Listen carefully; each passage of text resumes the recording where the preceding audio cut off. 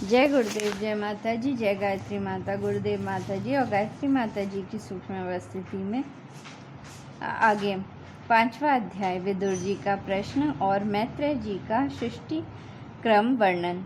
श्री सुखदेव जी कहते हैं, परम ज्ञानी मैत्र मुनि में विराजमान थे। भगवत भक्ति से शुद्ध हुए हृदय वाले विदुर जी उनके पास जा पहुँचे और उनके साधु स्वभाव से अत्यधिक होकर उन्होंने पूछा। विदुर जी ने कहा, भगवान, संसार में सब लोग सुख के लिए कर्म करते हैं, परंतु न तो उन्हें सुख ही मिलता है और न ही उनका दुख ही दूर होता है, बल्कि उससे भी उनके दुख की वृद्धि ही होती है। अतः इस विषय में क्या करना उचित है, यह आप मुझे कृपा करके बतलाइए। जो लोग दुर्भाग्यवश भगवान श्री कृष्ण से विमुख, अधर्म परायण और अत्यंत दुखी हैं, उन पर कृपा करने के लिए ही आप जैसे भाग्यशाली भगवत भक्त संसार में विचरा करते हैं। साधु शिरोमणि मणे, आप मुझे भी शांतिप्रद साधन का उपदेश दीजिए, जिसके अनुसार आराधना करने से भगवान अपने भक्तों के भक्तिपूत हृदय में आकर विराजमान हो जाते हैं और अपने स्वरूप का अपरोक्ष अनुभव कराने वाला सनातन ज्ञान प्रदान करते हैं। त्रिलोकी के नियंता और परम स्वतंत्र श्री हरि अवतार लेकर जो जो लीलाएं करते हैं, जिस प्रकार अकर्ता होकर भी उन्होंने कल्प के आरंभ में इस सृष्टि की रचना की, जिस प्रकार इसे स्थापित करके जगत के जीवों की जीविका का विधान करते हैं, फिर जिस प्रकार इसे अपने हृदयाकाश में लीन कर वृत्ति शून्य हो योग माया का आश्रय लेकर शयन करते हैं, और जिस प्रकार वे योगेश्वर प्रभु एक होने पर भी इस ब्रह्मांड में अंतर्यामी रूप से अनुप्रविष्ट होकर अनेक रूपों में प्रकट होते हैं, वह सब रहस्य आप हमें समझाइए।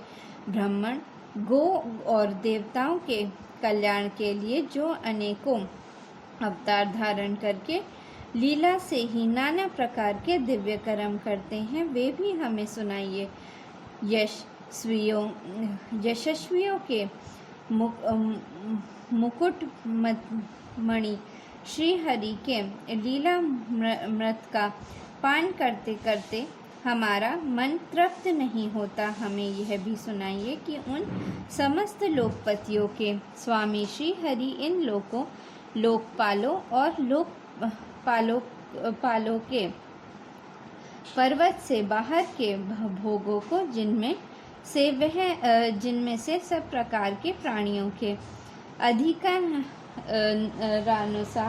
भिन्न भिन्न भेद प्रतीत हो रहे हैं, किन तत्वों से रचा है।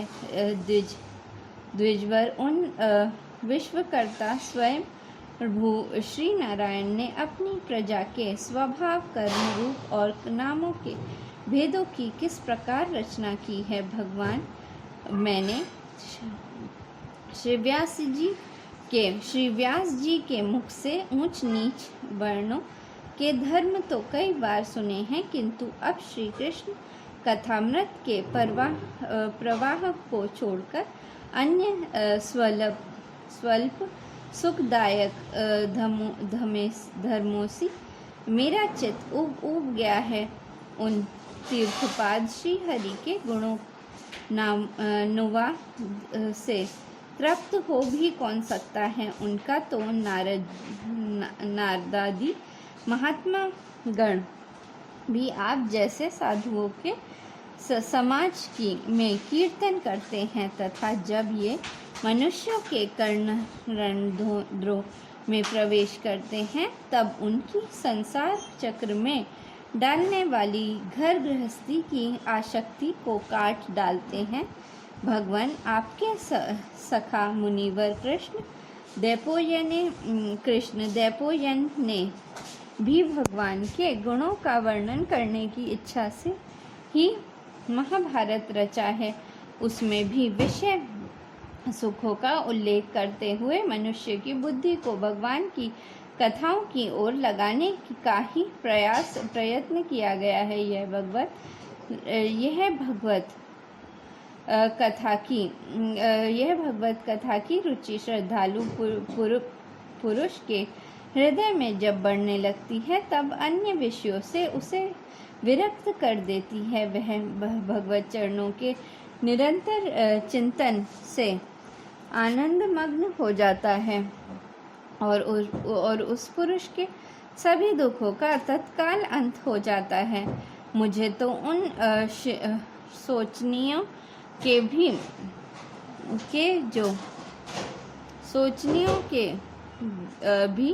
शोचनीय अज्ञानी पुरुषों के लिए निरंतर खेद रहता है, जो अपने पिछले पापों के कारण श्री हरि की कथाओं से विमुख रहते हैं। हाय काल, भगवान उनके अमूल्य जीवन को काट रहे हैं और वे वाणी, देह और मन से व्यर्थ चेष्टा और व्यर्थ चिंतन में लगे रहते हैं। मैत्रेय जी, आप दिनों पर कृपा करने वाले हैं, अतः बोरा जैसे फलों में से रस निकाल लेना है। उसी प्रकार इन लौकिक कथाओं में से इनकी सारमूता परम कल्याणकारी पवित्र कीर्ति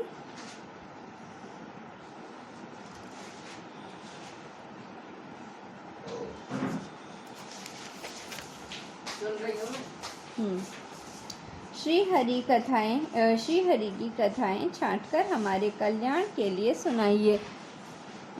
उन सर्वेश्वर ने संसार की उत्पत्ति, स्थिति और संहार करने के लिए अपनी माया शक्ति को स्वीकार कर रामकृष्णादि अवतारों के द्वारा जो अनेकों अलौकिक लीलाएं की हैं, वे सब मुझे सुनाइए। श्री सुखदेव जी कहते हैं, जब विदुर जी ने जीवों के कल्याण के लिए इस प्रकार प्रश्न किया, तब तो मुनि श्रेष्ठ भगवान मैत्रेय जी ने उनकी बहुत बड़ाई करते हुए यूँ कहा। श्री मैत्रेय जी बोले, साधु स्वभाव विदुर जी, आपने सब जीवों पर अत्यंत अनुग्रह करके यह बड़ी अच्छी बात पूछी है। आपका चित्त तो सर्वदा श्री भगवान में ही लगा रहता है, तथापि इससे संसार में भी आपका बहुत सुयश फैलेगा। आप श्री व्यास जी के औरस पुत्र हैं, इसलिए आपके लिए यह कोई बड़ी बात नहीं है कि आप अन्य भाव से सर्वेश्वर श्री हरि के ही आश्रित हो गए हैं। आप प्रजा को दंड देने वाले भगवान यम ही हैं। मांडव्य ऋषि का शाप होने के कारण ही आपने श्री व्यास जी के वीर्य से उनके भाई विचित्र वीर्य के भोग पत्नी दासी के गर्भ से जन्म लिया है। आप सर्वदा ही श्री भगवान और उनके भक्तों को अनंत प्रिय हैं, इसलिए भगवान निज धाम पधारते समय मुझे आपको ज्ञानोपदेश करने की आज्ञा दे गए हैं। इसलिए अब मैं जगत की उत्पत्ति, स्थिति और लय के लिए योग माया के द्वारा विकसित हुई भगवान की विभिन्न लीलाओं का क्रमश वर्णन करता हूँ। सृष्टि रचना के पूर्व समस्त आत्माओं के आत्मा एक पूर्ण परमात्मा ही है, ना दृष्टा था न दृश्य। सृष्टि काल में अनेक वृत्तियों के भेद से जो अनेकता दिखाई पड़ती है, वह भी वही थे, क्योंकि उनकी इच्छा अकेले रहने की थी। क्योंकि इनकी इच्छा अकेले रहने की थी, वे ही दृष्टा होकर देखने लगे, परंतु उन्हें दृश्य दिखाई नहीं पड़ा, क्योंकि उस समय वे ही अद्वितीय रूप से प्रकाशित हो रहे थे। ऐसी अवस्था में वे अपने को असत के समान समझने लगे। वस्तुतः वे असत नहीं थे, क्योंकि उनकी शक्तियाँ ही सोई थीं, उनके ज्ञान का लोप नहीं हुआ था। यह दृष्टा और दृश्य का अनुसंधान करने वाली शक्ति ही कार्य करुण रूपा माया है। महाभाग विदुर जी, इस भावाभाव रूप अनिर्वचनीय माया के द्वारा भी ही भगवान ने इस विश्व का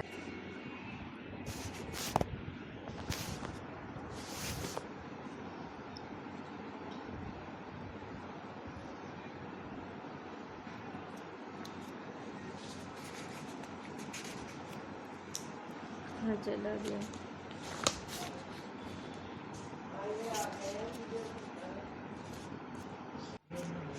श्री सुखदेव जी कहते हैं, जब विदुर जी ने जीवों के कल्याण के लिए इस प्रकार प्रश्न किया, तब तो मुनि श्रेष्ठ भगवान मैत्रेय जी ने उनकी बहुत बड़ाई करते हुए यों कहा। श्री मैत्रेय जी के बोले, साधु स्वभाव विदुर जी, आपने सब जीवों पर अत्यंत अनुग्रह करके यह बड़ी अच्छी बात पूछी है। आपका चित्त तो सर्वदा श्री भगवान में ही लगा रहता है, तथा इससे संसार में भी आपका बहुत सुयश फैलेगा। आप श्री व्यास जी के और औसत पुत्र हैं, इसलिए आपके लिए यह कोई बड़ी बात नहीं है कि आप अनन्य भाव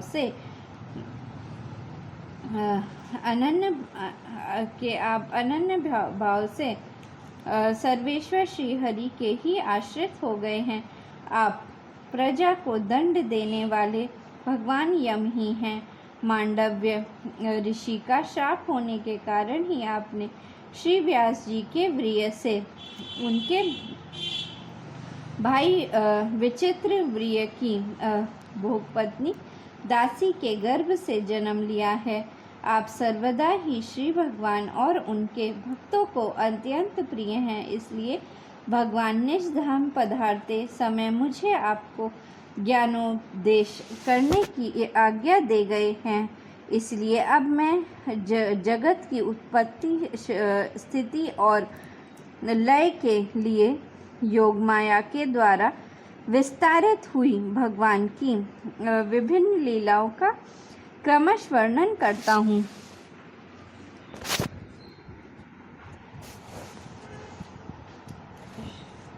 सृष्टि रचना के पूर्व समस्त आत्माओं के आत्मा एक पूर्ण परमात्मा ही थे, न दृष्टा और न दृश्य। सृष्टि काल में अनेक वृत्तियों के भेद से जो अनेकता दिखाई पड़ती है, वह भी वही थे, क्योंकि उनकी इच्छा अकेले रहने की वे ही दृष्टा होकर देखने लगे, परंतु उन्हें दृश्य दिखाई नहीं पड़ा, क्योंकि उस समय वे ही अद्वितीय रूप से प्रकाशित हो रहे थे। ऐसी अवस्था में वे अपने को असत के समान समझने लगे। वस्तुतः वे असत नहीं थे, क्योंकि उनकी शक्तियाँ ही सोई थीं, उनके ज्ञान का लोप नहीं हुआ था। यह दृष्टा और दृश्य का अनुसंधान करने वाली शक्ति ही कार्य का कारण रूपा माया है। महाभाग विदुर जी, इस भावाभाव रूप अनिर्वचनीय माया के द्वारा ही भगवान ने इस विश्व का निर्माण किया है।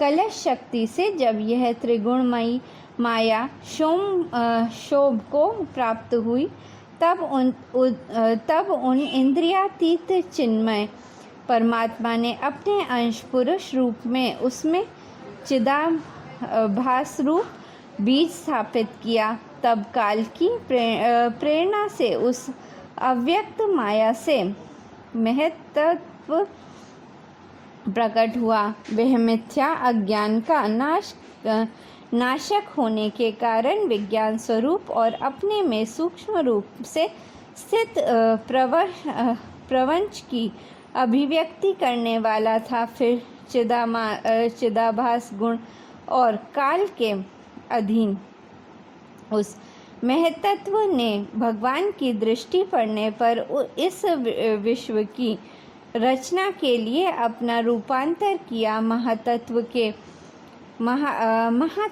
के विकृत होने पर अहंकारी उत्पत्ति अहंकार की उत्पत्ति हुई, जो कारण और कर्ता रूप होने के कारण भूत, इंद्रिय और मन का कारण है। वह अहंकार वैकारिक, तेजस और तामस भेद से 3 प्रकार का है। अतः अहम तत्व में विकार होने पर वैकारिक अहंकार से मन और जिनसे विषयों का ज्ञान होता है वे इंद्रियों के अधिष्ठाता देवता हुए।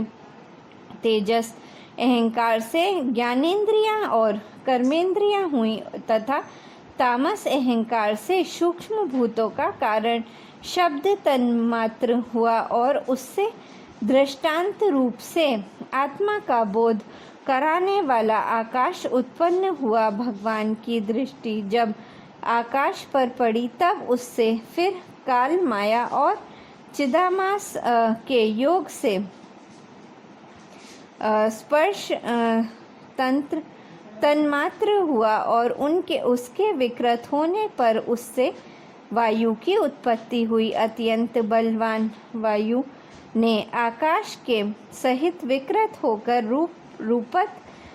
रूपंत मात्र की रचना की और